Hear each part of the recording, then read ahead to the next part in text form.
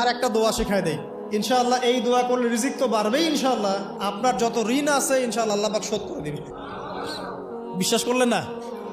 এই দোয়া শিখাই দিচ্ছি, এই জন্য আমাকে হাদিয়া দেওয়া দরকার, স্পেশালি আমাকে এখন হাদিয়া দেওয়া দরকার। এটা গুরুত্বপূর্ণ দোয়া শিখাই দিচ্ছি। আলী রাদিয়াল্লাহু আনহু বলেছেন, কোনো ব্যক্তির যদি পাহাড়ের সমানও ঋণ থাকে, এই দোয়া যদি আমল করে আল্লাহ পাক ওই ঋণও শোধ করে দিবেন ইনশাআল্লাহ। ঋণ কেমন জানেন? ওই যে এখন মানুষ ঋণ নিচ্ছে 1 কোটি টাকা ব্যাংক থেকে, 2 কোটি টাকা ব্যাংক থেকে, হ্যাঁ, কত বছর, 10 বছরের জন্য, 20 বছরের জন্য বাড়ি করছে, তাই না? তার ধারণা এমন যে সে মারা গেলে তার ঋণটা কেউ না কেউ শোধ করে দিবেই দিবে, তাই তো? আর আল্লাহর রসুল কি বলছেন দেখেন, একজন মারা গেছেন, নবী সাল্লাল্লাহু আলাইহি ওয়াসাল্লামের সময় একজন মারা গেছেন, তো নবী করিম সাল্লাল্লাহু আলাইহি ওয়াসাল্লাম বলছেন, এই ব্যক্তির কি কোনো ঋণ আছে?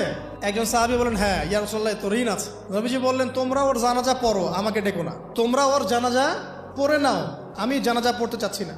আমি এখন কেমন করে আপনাকে বুঝাবো ঋণ কত ভয়ঙ্কর জিনিস?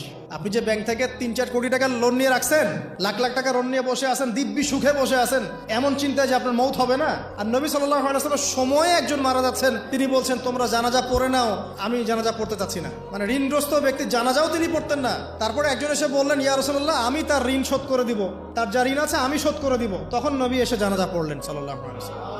তো আপনার এই কোটি কোটি টাকা ঋণ শোধ করার লোক তো রেডি আছে নাকি? আছে না?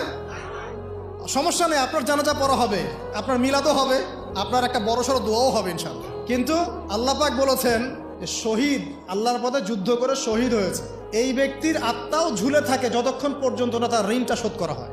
এবার বলেন আমি কি বুঝাবো আপনাকে? আর কিছু বলতে হবে? তো এখন সেই দোয়া শিখাচ্ছি আপনাদেরকে, যে দোয়া শিখলে আপনারা ঋণ থেকে বাঁচবেন ইনশাআল্লাহ। কত দিবেন বলেন? আচ্ছা, হ্যাঁ, এই তো, শুকরিয়া। দোয়া করবেন যেন আল্লাহ পাকের দিনটাকে আল্লাহর জমিনে প্রতিষ্ঠা করতে পারে।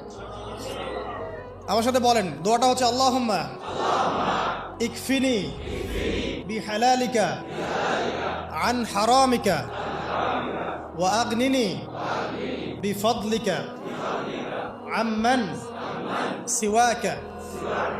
এই দোয়াটা ছোট না, এটা মুখস্থ করবেন, সেজদায় পড়বেন, নামাজের সেজদায় পড়বেন, আত্তাহিয়াতু দরুদ শেষ তারপরে পড়বেন, নামাজ শেষে হাত তুলে করবেন, যখন তখন শেষ রাতটা করবেন, ইনশাআল্লাহ দেখবেন আপনার ঋণ বলতে কিছু থাকবে না ইনশাআল্লাহ।